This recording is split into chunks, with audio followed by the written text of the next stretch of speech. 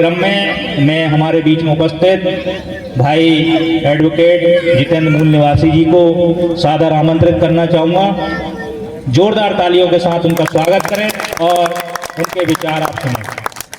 बोलो जय भीम। जय जय जय जय जय भीम। जय भीम जय भीम। जय जय जय जय जय भीम। जय भीम जय भीम। साथियों, सर्वप्रथम समाज में जन्मे सभी संतों, गुरुओं, महापुरुषों, वीर वीरांगनाओं को नमन करते हुए और सम्मान का प्रतीक मंच और मंच पर विराजमान समस्त अतिथि, हमारी बहन जो कि ग्वालियर से चलकर आई है, बहन चित्रलेखा कुशवाहा जी, एवं मेरे समक्ष बैठी माताएं, बहनें, और अपनी वाणी के माध्यम से, अपने गीतों के माध्यम से बहुजन महापुरुषों की विचारधारा को आप तक पहुंचाने के लिए हमारे बीच में बहन जी और भाई साहब गायक जी उपस्थित हैं। मैं उन्हें भी सादर जय भीम करता हूं और आप सभी को परम पूज्य बाबा साहब अम्बेडकर जी की जयंती की हार्दिक शुभकामनाएं और बधाई देता हूं। साथियों, आज गैरतगंज में भी कार्यक्रम था, चूँकि इसलिए हम थोड़ा लेट हो गए आने में, और हम आए जब तक कुछ लोग जा चुके थे। तो हमारी लड़ाई किसी जाति, धर्म, किसी व्यक्ति से नहीं है। हमारी लड़ाई गैर बराबरी, सामाजिक, आर्थिक और राजनीतिक बराबरी की है।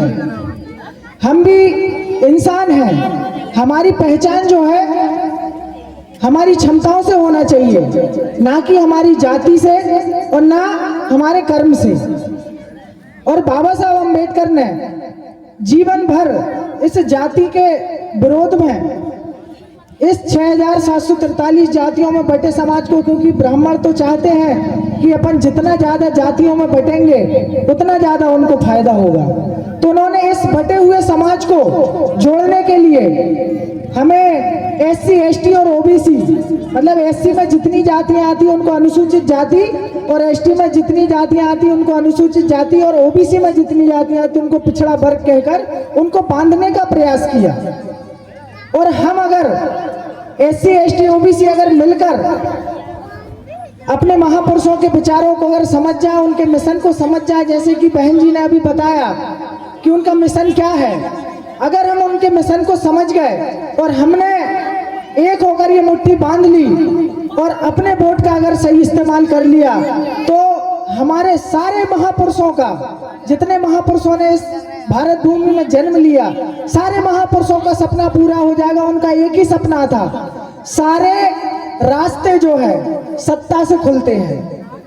राजनीतिक सत्ता एक ऐसी चाबी है जिससे हर ताला खुलता है, और सारे रास्ते, आप जो कपड़े पहने हो सुई से लगाकर एरोप्लेन तक, इन सब पे हम टैक्स देते हैं, वो हमारा पैसा रहता है, लेकिन उस पैसे को, उसका दुरुपयोग कौन करता है? नेता अपनी अय्याशी करने में, अपनी जेब भरने में, अपने महल बनाने में, बंगले बनाने में पूरा पैसा उसमें लगा देते हैं, और हमारे हाथ में क्या आता है? कुछ भी नहीं।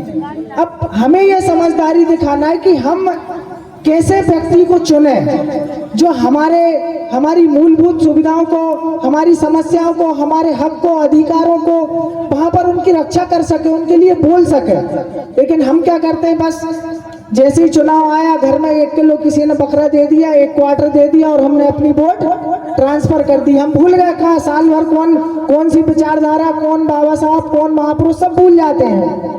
हम जैसे तमाम युवा, ऐसी बहनें, हमारे बड़े भाई जैसे कितने क्रांतिकारी लोग आपके बीच में, जो साल भर आपको कोशिश करते हैं कि ये जो पूंछ है उसको पाइप में रख के सीधा रखने की कोशिश करें, लेकिन परिणाम तो साथियों, जितना भी कोई संघर्ष कर रहा है, कोई भी संगठन हो, पार्टी हो, उसका परिणाम जो दिखता है वो उसके वोट परसेंटेज से दिखता है। और जब तक हमारा वोट सही नहीं डलेगा, हमें हमारी ताकत का अंदाजा नहीं लगेगा कि हमें अभी कितनी मेहनत और करने की जरूरत है। क्योंकि दुश्मन के पास संसाधनों की कमी नहीं है, हमारे पास कम संसाधन है, और कम संसाधनों में ही हमें अपने घर को, परिवार को, समाज को और स्वयं को भी देखना है। ये सब चीजें देखते हुए हमें अपने बच्चों को पढ़ाना लिखाना है, उनको अच्छी शिक्षा देना है। और अभी एक बिल आया था, आपने सुना होगा, UGC, यूनिवर्सिटी ग्रांट कमीशन, जो कि उसके नियमों में कुछ शासन ने बदलाव किया था। उन नियमों में हमारे जो बच्चे कॉलेजों में पढ़ते हैं उनके साथ जो एट्रोसिटीज होती थी, उन एट्रोसिटीज की घटनाओं को रोकने के लिए उन रोहित वेमुला जैसे, पायल तड़वी जैसे, बहन पायल तड़वी जैसी कई बच्चियां, कई रोहित वेमुला जैसे भाई जाति का शिकार होकर अपनी जान दे देते हैं। तो ऐसी घटनाएं ना हो, जिसके लिए यूनिवर्सिटी ग्रांट कमीशन के नियमों में बदलाव किया गया। और उन नियमों में बदलाव ये किया गया कि SC ST के बच्चों को उसमें विशेष जो सुरक्षा एक तरीके से अपन कह सकते हैं वो दी गई कि कोई भी अगर इनके ऊपर शोषण, अन्याय, अत्याचार करेगा उसकी बकायदा एक कमेटी बनेगी, उसमें हमारे लोग भी रहेंगे, उसकी समीक्षा होगी और उसकी डायरेक्ट कंप्लेंट होगी। लेकिन उसका विरोध किन लोगों ने किया? जिनको हम वोट देते हैं उन्हीं लोगों ने विरोध किया ना, जिनको हम घर में बुला के पूजा करवाते हैं, जिनके घर जो आते हैं तो हम उनको नमस्कार करते हैं, जिनके पैर छूते हैं। जैसे अभी बहन ने बताया कि हम तो उनका सम्मान करते हैं लेकिन वो हमारा सम्मान नहीं करते। हमने आज तक उनके अधिकारों पर डाका नहीं डाला, लेकिन जब भी हमारे अधिकारों की कोई बात आती है तो सबसे पहले डाका डालने का काम वही मनुवादी लोग करते हैं। चाहे वो SC ST एक्ट का मामला हो, चाहे वो यूनिवर्सिटी UGC का मामला हो, चाहे हमारे हक में कोई भी अगर नियम बनता है, कानून बनता है, कोई भी हमारे लिए अगर योजना आती है, हमारे फायदे की चीज आती है तो उसका विरोध करते हैं। उसका विरोध क्यों करते हैं? क्योंकि वो नहीं चाहते कि आप उनके जूतों में बैठने की जगह पर बैठने वाले लोग उनकी बराबरी करें। लेकिन हमें भारतीय संविधान में और इस लोकतंत्र में ये अधिकार है कि हम बराबरी से जी सकते हैं, अच्छा पहन सकते हैं, अच्छा ओढ़ सकते हैं। और हमारे लोकतंत्र की जो खूबसूरती है वो ये है कि कोई भी व्यक्ति, जैसे अभी क्या होता है कि जो भी राजनीतिक पार्टियां होती हैं वो सिर्फ जो रिजर्व सीट होती है उन पर ही हमारे लोगों को चुनाव लड़ाती हैं, मतलब सीमित।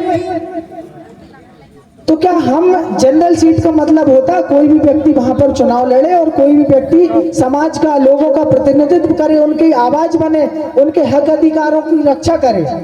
तो हम क्यों हर साल ठाकुर, पंडित, बनिया इन लोगों को वोट देकर इनको मजबूत करते हैं? हम अपने लोगों को क्यों मजबूत नहीं करते? और फिर जब हमारे घर में, हमारे मोहल्ले में, हमारे गांव में, हमारे शहर में कोई परेशानी आती है तो हम कोसते हैं। आपको लगता है कि जैसे चुनाव 2 चरणों में होते हैं, पहले चरण में नेता आपके चरणों में होता है और दूसरे चरण में आप नेता के चरणों में होते हैं, क्योंकि वो वोट लेके जीत चुका होता है, उसको पता है अब ये कुछ नहीं कर पाएंगे।